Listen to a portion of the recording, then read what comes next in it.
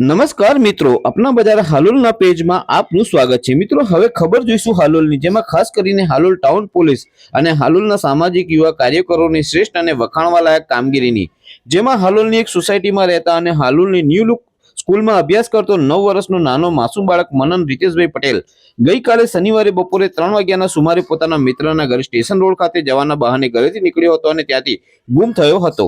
જેને લઈને તેના પરિવારજનો સહિત સોસાયટીના લોકો તેમજ દરેક સમાજના જાગૃત યુવાનોએ મનનની ભારે શોધખોળ હાથ ધરી હતી અને સોશિયલ મીડિયાના તમામ પ્લેટફોર્મ પર પણ મનનને શોધવા માટેની અનેક પોસ્ટ લોકોએ વાયરલ કરી હતી, પરંતુ તેનો કોઈ પત્તો ન લાગતા બનાવ અંગેની જાણ હાલોલ ટાઉન પોલીસને કરવામાં આવતા હાલોલ ટાઉન પોલીસ એક્શનમાં આવી ગઈ હતી, જેમાં Halol town police inspector R.A. જાડેજાની આગેવાની અને તેઓની સૂચના અને માર્ગદર્શન હેઠળ પોલીસે નાનું માસૂમ ફૂલ જેવું બાળક ગુમ થયું હોવાની ગંભીર નોંધ લઈ સમગ્ર બનાવને ધ્યાને રાખી અલગ અલગ પોલીસ ટીમો બનાવી મનનની અવરજવરના તમામ સંભવિત રોડ રસ્તા ઉપરની દુકાનો સહિતના સ્થળના સીસીટીવી કેમેરા તપાસી સામાજિક કાર્યકરો એવા જાગૃત યુવાનોને સાથે રાખી મોડી રાત સુધી મનનની તપાસ હાથ ધરી। કલાકોની તપાસ બાદ યાત્રાધામ પાવાગઢ માચેથી ખાતેથી મનનને શોધી કાઢવામાં સફળતા મેળવી હતી અને મનનનું તેના માતા પિતા સાથે સુખદ મિલન કરાવતા ખૂબ જ ભાવુક અને લાગણીસભર દ્રશ્ય સર્જાયા હતા, જેમાં પોતાનો જીવથી